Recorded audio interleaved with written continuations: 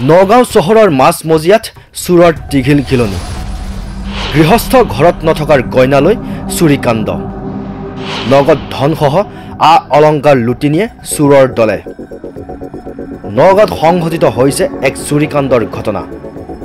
নগাঁও চহৰৰ মাজমজিয়াৰ খুটিকটীয়াত সংঘটিত হোৱা চুৰিকাণ্ডৰ ঘটনাই সমগ্ৰ অঞ্চলজুৰি চাঞ্চল্যকৰ পৰিৱেশ উল্লেখ্য যে উপকূল মেধি নামৰ এগৰাকী লোকৰ ঘৰত এই চুৰিকাণ্ড ঘটনাটি সংঘটিত হয় ঘটনাটো হ'ল মানে যোৱাকালি আমি ইয়াত ঘৰত নাছিলোঁ আজি 2-3 দিনমান ধৰিয়ে নাই আৰু এনেকেতো আমি কমেও 6-7 বছৰ 8 বছৰ আগৰ পৰা এনেকৈ কণ্টিনিউ নাথাকোৱে অহা যোৱা হৈ থাকে কিন্তু ভবা নাছিলোঁ যে কালি ৰাতি যে তেনেকুৱা এটা হৈ যাব বুলি পেলাই কালি ৰাতি চুৰ হৈ গ'ল 6,000 মান টকা আছিলে পইচা পাতি তাৰপিছত আৰু গহনা পাতি কি এতিয়ালৈকে চোৱাই নাই সেইখিনিও কিবা লৈ গৈছে নেকি ছাৰহঁত আহিছে এতিয়া এইটো খুটিকটীয়াত হৈছে খুটিকটীয়া কলং পাৰ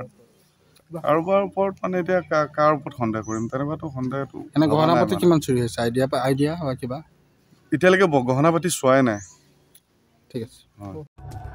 উল্লেখ্য যে গৃহস্থৰ ঘৰত নথকাৰ সুযোগ লৈ চুৰে ৰবিবাৰৰ নিশা প্ৰায় 7,000 টকা চুৰি কৰাৰ লগতে বহু সংখ্যক অলংকাৰো চুৰি কৰাৰ সন্দেহ গৃহস্থৰ আনহাতে ঘটনাৰ সন্দৰ্ভত ভৈবগাঁও আৰক্ষী উপস্থিত হৈ তদন্ত অব্যাহত ৰাখিছে নগাঁৱৰ পৰা সুৰুজ নায়কৰ ৰিপৰ্ট মাই নিউজ এনি